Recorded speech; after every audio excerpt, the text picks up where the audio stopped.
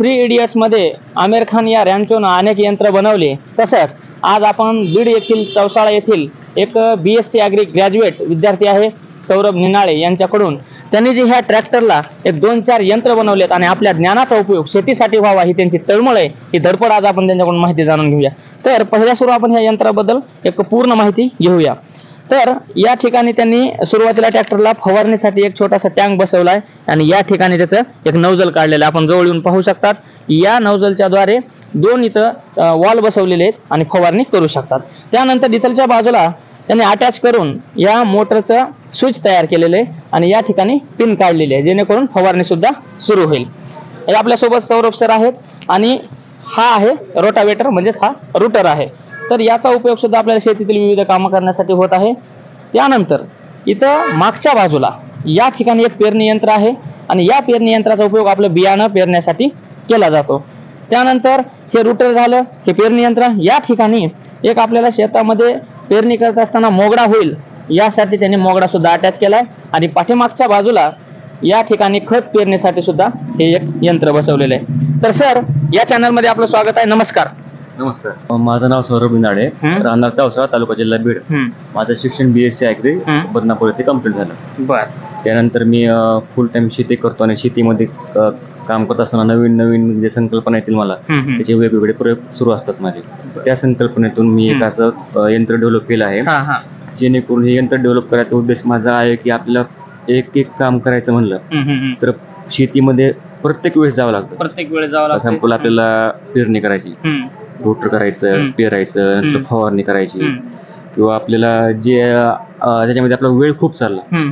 पण हे असं मी विचार की हे जे काम आहे हे एका फेरीमध्ये कसं होता येईल, कसं करता येईल, कसं करता येईल. अनेक यंत्रासाठी चक्रा मारण्यापेक्षा सर्व यंत्र सोबत घेऊन कसे काम करता येईल, सोबत घेऊन कसे काम करता येईल याचा अभ्यास करत करत मी हळूहळू हे यंत्र डेव्हलप करायचा प्रयत्न करू लागलो. तर एक साधारणतः 1-1.5 वर्षानंतर मी पूर्ण शेतीमध्ये काम केलं, प्रॅक्टिकल अभ्यास केला, काही अडचणी कसं होतात ते हळूहळू यंत्र डेव्हलप करत आज एक कंडिशनला पर्यंत आलेले आहे. पण याच्यामध्ये अजून बरंच काम बाकी आहे. आणखी सुधारणा याच्यात व्हायला सुरू आहे. आपण फर्स्ट कॉपी काढली, फर्स्ट मॉडेल. तर सुरुवातीला सर आपल्याला या यंत्राबद्दल माहिती सांगा, त्यानंतर आपण नंतरच्या यंत्राबद्दल माहिती घेऊ. हे जे आहे आपलं ट्रॅक्टर आहे 28 HP Massey Ferguson. Tractor 28 HP Massey Ferguson tractor आहे. मॅसी फर्ग्युसन कंपनीचा आहे, बरोबर. हो. त्याला आपण सोबतच फवारणी जे आपले रोटर असेल, पाळी असेल, मोगडा असेल ते मोगडा आणि पेरणी हे सोबतच होण्यासाठी आपण याला जोडणी केली. इकडच्या बाजूला येऊ शकतात. हे आहे 22 प्लेट मॅसी फर्ग्युसन रक्षितमान रोटावेटर. ह्याच्यामध्ये हे 2 काम करते. बर. इकडून तर त्याला जोडलं तर आता हे साधं रोटरचं काम करते, म्हणजे आपण जे रेग्युलर असतो का रोटरचं काम करतो. आणि ह्याला जर इकडून जर अटॅचमेंट केली आपण, हे इकडून अटॅचमेंट केली आणि पेरणी इकडे इथून लावलं तर हा रिव्हर्स फॉरवर्ड रोटर म्हणजे माती फेकायचं काम करतो. बर. म्हणजे एक साधं रोटर आहे आणि नंतर पाठीमागून जर जोडलं तर माती फेकण्याचं सुद्धा काम करते. ठीक आहे. आणि ह्याला जे आपण अटॅचमेंट करून पेरणी यंत्राचा खाली मोगडा आहे, खाली मोगडा आहे, आपण झूम करून बघू शकता जवळून. आणि त्याच्यामध्ये आपण पेरणी यंत्र बदललं, कारण पेरणी यंत्राची पेटी वापरली होती आधी, सॉकेट वापरलं होतं. पण ते काय व्हायला ते दात मोडायला लागले पेरणी यंत्राचे. बर. मजबूत त्याला पाहिजे म्हणून आपण हे मोगडा बसवला जेणेकरून त्याच्या दाताला त्रास होऊ नये. आणि ह्याच्यामध्ये आपण पुढं बियाणे आणि महाग खत भरून आपण या 2 पेट्यामध्ये पेरू शकतो. आणि आपण पेरणीनंतर आपण जे प्री इमर्जन्स म्हणतो, पूर्व तणनाशक, तर ह्याची फिटिंग आपण इथे दिली. ह्याच्यामुळे आपण प्री इमर्जन्स फवारू शकतो तणनाशक. म्हणजे आपले काम फवारणीचं पण व्हायला लागले, खत बी पेरणी व्हायला लागले, बी पण पेरणी होत आहे आणि रोटर असल्यामुळं रोटर पण होत आहे. सगळे आपण एका कॉम्पॅक्ट सिस्टीम मध्ये करू शकतो. हे तुम्ही पाहिलं की हे ट्रॅक्टर आपण मेन उद्देश आपण डेव्हलप केला आहे की आपल्याकडे बाहेरून म्हणजे मोठे ट्रॅक्टर भरपूर आहेत, पण अंतर्गत मशागतीसाठी जे एकाच फेरीमध्ये काम होतील असे ट्रॅक्टर खूप कमी आहेत. आणि खूप ट्रॅक्टर बी कमी आहेत आणि अवजार पण कमी आहेत. ते काय होतं की आपण बाहेरून मशागत करू शकतो मोठी, पण जे पिकामधले जे आंतर मशागत आल्यानंतर त्याच्यात मशागत करण्यासाठी त्यासाठी अवजार तेवढे आपल्याकडे डेव्हलप नाही आहेत. मग ते उद्देश डोळ्यासमोर ठेवून मी ह्याची निर्मिती केली आहे. तर ह्याच्यामध्ये आपण पाहू शकता की तूर समजा आपण पीक घेतलं, तूर पीक, तर तूर पीक घेतलं आपण. तूर पिकामध्ये तुराची म्हणजे तूर आपण घेतली एक जून मध्ये लागवड केली तुराची. नंतर आपण त्याच्यामध्ये सोयाबीन वगैरे काय आंतरपीक घेतलं ते जर निघलं तर तुरीला फवारण्यासाठी आपल्याला काय त्याच्यामध्ये यंत्र डेव्हलप नाही, आपल्या हातानेच फवार लागते. तेव्हा तुरीचे झाड खूप उंच जातात डोक्याच्या वरती, फवारायला खूप त्रास होतो. त्यासाठी आपण त्याला माग फवारे सिस्टीम अटॅच केली आहे तूर फवारण्यासाठी. मग सोयाबीन निघाल्यानंतर तुरीमध्ये आपण काही शेतकरी मेथी, कोथिंबीर, कांदा, हरभरा वगैरे पेरू शकते, पेरायची इच्छा असते त्यांची. पण तेवढं बारकं ट्रॅक्टर, बारकं पेरणी यंत्र कोणाकडे नसल्यामुळे, अवेलेबल नसल्यामुळे त्यांचे त्यामुळे ते पेरू शकत नाहीत. तर ह्याच्यामध्ये आपण तुरीला कीटकनाशक, बुरशीनाशक, टॉनिक फवारायची सिस्टीम, प्लस तुरीला माती लावायची, मोगडा आहे, म्हणजे ते रोटर जोडला आहे आपण, त्या रोटरने माती लागते तुरीला. आणि त्याच्या मागे पेरणी यंत्राची पेटी आपण फिट केल्यामुळे त्याच्यामध्ये आंतरपीक सुद्धा आपण पेरू शकतो. म्हणजे तुरीला आपण त्याच्यामध्ये फवारणी करू शकतो, रोटरने माती लावू शकतो आणि खत पेरू शकतो पेरणी यंत्राने, आणि पेरणी यंत्राने बी पेरू शकतो आणि आपण करू शकतो. आणि जर तुरीमध्ये तणनाशक असेल तर त्यामध्ये पोस्ट इमर्जन तणनाशक आपण ह्या पुढे असलेल्या नोझलच्या सहाय्याने आपण मारू शकतो, हे नोझलच्या सहाय्याने. आणि जर आपल्या रानामध्ये खूपच तणनाशक असेल, तणचा प्रादुर्भाव असेल, तर आपण प्री इमर्जन्सी जे आहे मागा सिस्टीम पाहिजे त्याने आपण. ते झाले तुरीबद्दल. तर ऊस आहे, ऊस मध्ये आपल्याला ऊस लागवड केल्यानंतर प्रत्येक जून मध्ये ऊसाला आपल्याला तणनाशक ऊसाला फवार लागतं, खत टाकावं लागतं आणि माती लावावी लागते. तर आमच्या इथं मजुरांचा प्रॉब्लेम खूप असल्यामुळे व्यवस्थित काम होत नाही. किंवा आपण खत टाकतोय ते खत जमिनीमध्ये जाऊन पडायला पाहिजे, किंवा आपण तणनाशक फवारतोय की तण जे आहे ते व्यवस्थित ऊसावरती पडायला पाहिजे, तर ते होत नाही. आणि आपण समजा तणनाशक फवारायला ऊसामध्ये मजूर लावले तर ते तुझं काम पंपावरती, ते एका साठीला एक 2 पंप पाणी जास्त लागतंय आणि थांबवून भरून घ्यावं लागतं. आणि ते जी मजूर येतो पंपाच्या, म्हणजे त्याला कसं पंपावर 10 पंप फवारले तर 50 रुपयाला 500 रुपये होते, तर तो 10 पंपाच्या ऐवजी 12-15 पंप लावतो, म्हणजे आपलं औषध पण जात आहे, काम पण प्रॉपर होत नाही आणि मजूर पण जास्त जाते.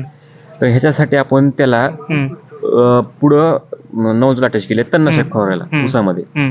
म्हणजे ऊसामध्ये तणनाशक फवारणी, महाग रोटरच्या सहाय्याने माती लावणे आणि त्याच्यावरती आपण पेटी फिट केल्यामुळे खत बी पेरणे. आता खतामध्ये आमच्या इथं मजुरांना 80 रुपये 100 रुपये एक बॅग एकरी टाकायला असते, दिले असते. तर ते व्यवस्थित टाकणं जे जमिनीवरती पडतं आपल्या ह्याच्यामुळं मातीत मिसळलं पाहिजे, मातीमध्ये मिसळतं. म्हणजे आपलं एका सोबत पुढं पण तणनाशक फवारणी व्हायला लागली, ऊसामध्ये माती लावून व्हायला लागली आणि खत बी पेरून निघायला लागले. आणि हे सर्व एकाच डिझेल मध्ये व्हायला लागले, एकाच चक्कर होत असल्यामुळं आपल्या जे रानाला 5 किंवा 6 वेळेस चक्कर मारायची, ते डिझेल तेवढं वाचायला लागले, डिझेल वाचायला लागले, मशागत वाचायली, शेतकऱ्याचा वेळ वाचायला लागलाय, मजुराचा खर्च वाचायला लागलाय आणि शेतीच्या पिकाला एकदाच सर्व गोष्टी मिळाल्यामुळे उत्पन्न सुद्धा वाढतंय. आणि जे काम आहे ते प्रॉपर पद्धतीने व्हायला पाहिजे होतंय.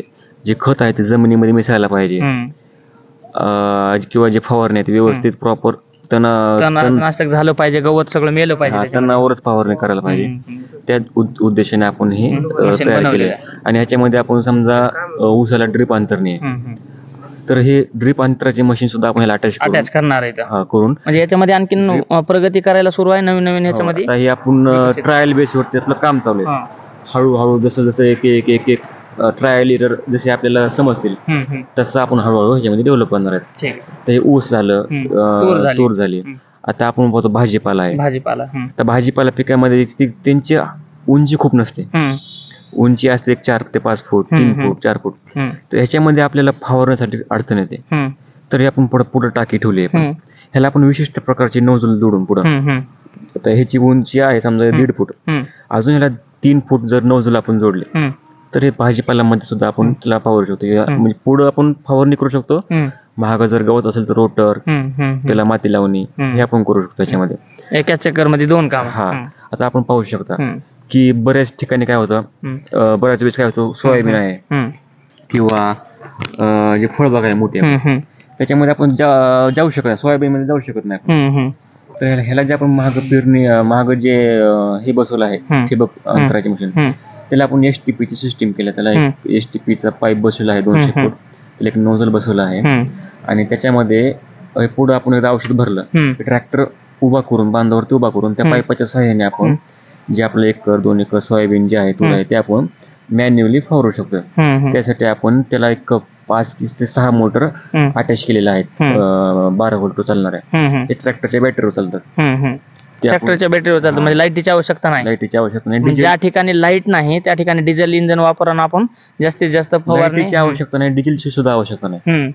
फक्त ट्रॅक्टरवर, फक्त ट्रॅक्टरची बॅटरीच्या ह्याच्यावर आपण करू शकतो. डिझेलची आवश्यकता नाही, त्यामुळे ते मोटर आहे ते 12 व्होल्ट चालणार आहे. 12 व्होल्ट जर आपण जोडले तर त्याला डिझेल लागते.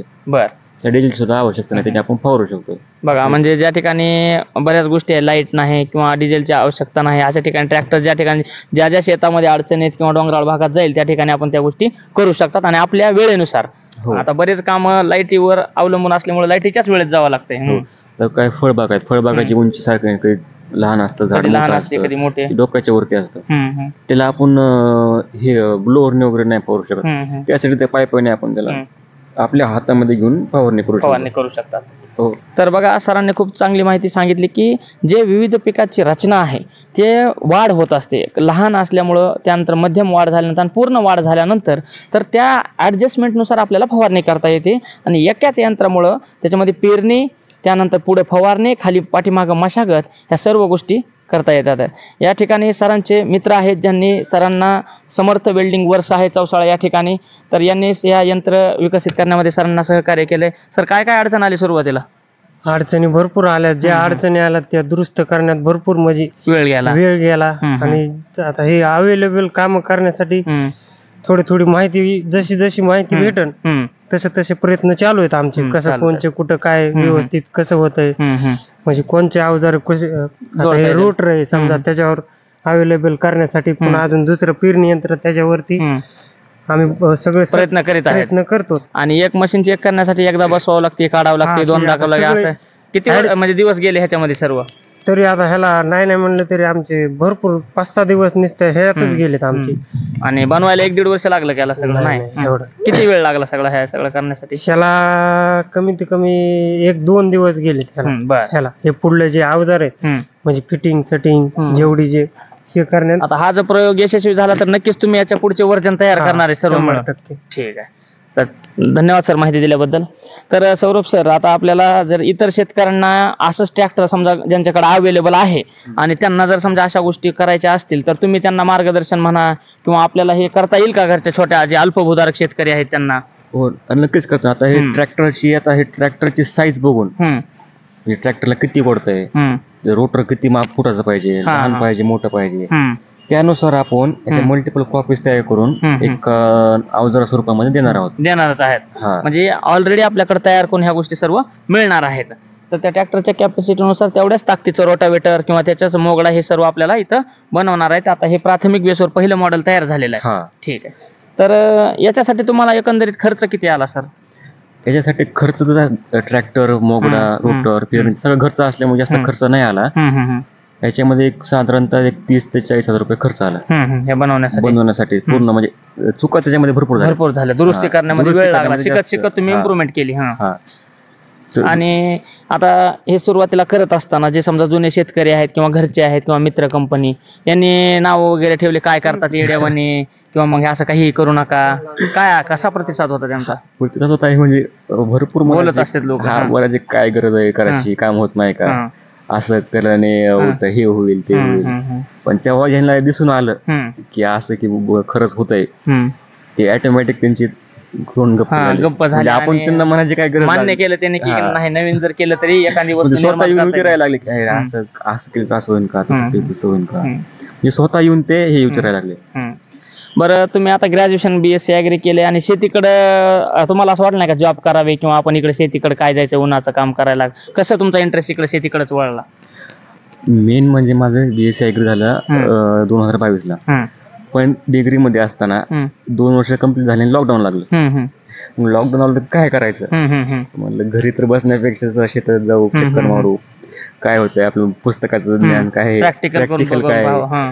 म्हणजे असं ह्याच्यामध्ये काय असं डायरेक्ट नाही आलो मी, इनडायरेक्ट अप्रत्यक्षपणे आवड निर्माण झाली तुम्हाला. हळूहळू करत गेलो. म्हणलं म्हणजे हे असं करतात जुन्या पद्धतीने, आपण थोडं नवीन करून काय होतंय अपडेट केलं तर सहकार्य होईल सर्वांनाच. झालं, मग ते सक्सेस झालं. मग ते कुतूहल निर्माण झालं, अजून काय करू शकतो, अजून काय करता येईल, मग ते पण सक्सेस झालं. मग अजून काय करू शकतो वेगळं याच्यामधून. मग असं करत करत हळूहळू या स्टेज पर्यंत आपण आलेलो आहे. ठीक आहे. त्याच्यामध्ये आपल्याला भरपूर सुधारणा करायच्या आहेत. त्याच्यामध्ये जे आहे आपण म्हणू शकता उसामध्ये आता बरेच जे आपले शेतकरी मित्र आहेत ते मागणी करतायत. आता बरेच जणांचे ऊस तुटून गेलेले आहेत, तर एवढं बारकं मशीन सध्या कोणाकडेच नाही. मग ऊसामध्ये खत पेरणी असेल, ऊसामध्ये आंतरपीक पेरणी असेल, त्यासाठी यांची खूप आवश्यकता आणि शेतकरी ती घेऊन चालले आहेत. कारण आपण जर पेरणी यंत्र जर पाहायला गेलं तर त्याची लांबी खूप रुंदी आहे, खूप जास्त मोठी आहे, आणि ते दात एवढे दम धरत नाहीत, तुटतात लगेच. आणि ह्याच्या आपण मोगड्याच्या खाली मोगड्याची सिस्टीम केली असल्यामुळे ताकदीनं आपल्याला मशागत करता येते. जरी ओढलं तरी ऊसाचा ते आपण सरी फोडायचं काम होतं, त्याच्यामधून खत बी पडते. आपल्याला जर वाटलं सोयाबीन, राजमा वगैरे हरभरा पेरायचं चालू आहे तर ते पण आपण त्यांना शेतकऱ्यांना पेरून देतो. याच्यामधून त्यांच्या बी कामामध्ये परिश्रमामध्ये बचत होते आणि त्यांचा बी वेळ वाचतो. जे खत वगैरे टाकायचं काम आहे ते प्रॉपर पद्धतीने जमिनीमध्ये जात आहे आणि एका चक्करमध्ये काम होत असल्याने आपलं पण डिझेल वाचतंय, इंधन वाचतंय, आपलं पण त्याच्यामध्ये भरपूर टाइमची बचत होते. चालेल. तर सर ह्या आपल्या ट्रॅक्टरला आतापर्यंत एखाद्या विज्ञान प्रदर्शनाला कुठे व्हिजिट वगैरे काय केलेली आहे का, किंवा असं तसं काय कोणी? त्याला मागणी तर म्हणजे जी आहे आता कृषी विज्ञान केंद्र भरते आपलं किसान असेल किंवा कृषिक असेल, याच्यामधून भरपूर फोन वगैरे येतात की या तुमचं मॉडेल घेऊन या, शेतकऱ्यांना दाखवा. पण आपण सध्या हे ट्रायल आणि एरर वरती काम चालू आहे. जेव्हा आपण परफेक्ट बनल, आपण डेमो वगैरे प्रत्येक जमिनीवरती प्रत्येक पिकावरती जेव्हा आपण डेमो स्वतः घेतो त्यावेळेस आपण ते पब्लिश. ऊसाला तर खत सुद्धा पेरता येते. सर याबद्दल काय सांगा, नवीन ऊस लागवड आहे आता, सपोज नवीन आपण ऊस लागवड केली तर ऊस लागवड केल्यानंतर पहिल्यांदा जे ऊसासोबतच बारीक बारीक गवत तण उगवते, बरोबर आहे, त्यासाठी आपण हे तणनाशकसाठी हे तणनाशक साठी एक नोझल बसवलेले, बरोबर आहे. हे आपला उद्देश ऊसामध्ये सरीमध्ये तण मरेल, सरीमध्ये पंप घेऊन फवारायची गरज नाही, बरोबर आहे. आणि ते ऊसाच्या 2 सरीमध्ये 5 फुटाचं अंतर आहे, त्याच्यामध्ये जे बारीक बारीक गवत उगवलेलं असते ते माग रोटर असल्यामुळे ते पण गवत मरून चालले आणि मशागत पण होईल, 3 काम होईल. आणि जी महाग आपण जे पेरणी यंत्राची पेटी आहे त्याच्यामध्ये खत आणि बी आपण जर त्याच्यामध्ये भरलं तर त्या पेटीनुसार आपण एक कोथिंबीर असेल, मेथी असेल, कांदा असेल किंवा राजमासारखं 2 ते 3 महिन्याचं पीक असेल, बरोबर आहे, जे आपण उसाला जे अडचण करणार नाही ते काढू शकतो त्याच्यामध्ये. आणि दुसऱ्या पेटीमध्ये आपण खत भरून ते आंतरपिकाला आपण खत पेरू शकतो आणि उसाला पण खत पेरू शकतो. म्हणजे सगळं एका चक्कर मध्ये शेतकऱ्यांचा वेळ वाचेल किंवा इंधनची बचत होईल, भरपूर काम करू शकतो. ऊसामध्ये झालं, तुरीमध्ये झालं. आता कापूस सारखं पीक आहे, कापसाला प्रत्येक वेळेस फवारणी करावीच लागते, 1 महिन्याला 2 महिन्याला फवारणी करावी लागते, पाळी करावी लागते. त्याला आपण पुढं फवारणीसाठी हे केलेलं आहे. पुढचे त्याला टॉनिक म्हणा, बुरशीनाशक, कीटकनाशक पुढच्या आपण फवारणी करू शकतो. आणि महाग जे आपण रोटर असतील किंवा आपले हे असेल, पाळी असेल, मोगरा असेल, जी पेटी आहे त्याच्या पेटीमध्ये खत भरून आपण कापसाला देऊ शकतो. म्हणजे काय काय होतं याच्यामधून, कापसाला टॉनिकची, बुरशीनाशकची, कीटकनाशकची फवारणी झाली. दुसरी गोष्ट, त्याला पाळी रोटरने मशागत झाली आणि मागं पेटी असल्यामुळे पेटीच्या साहाय्याने आपण त्याला दोन्ही साईडला 2 खत पिरून खत बी देऊ शकतो. म्हणजे आपण हे 3 प्रकारचे काम एका वेळेस करू शकतो, फवारणी, मशागत आणि खत पेरणी. ठीक आहे सर, माहिती दिल्याबद्दल खूप खूप धन्यवाद सर. धन्यवाद.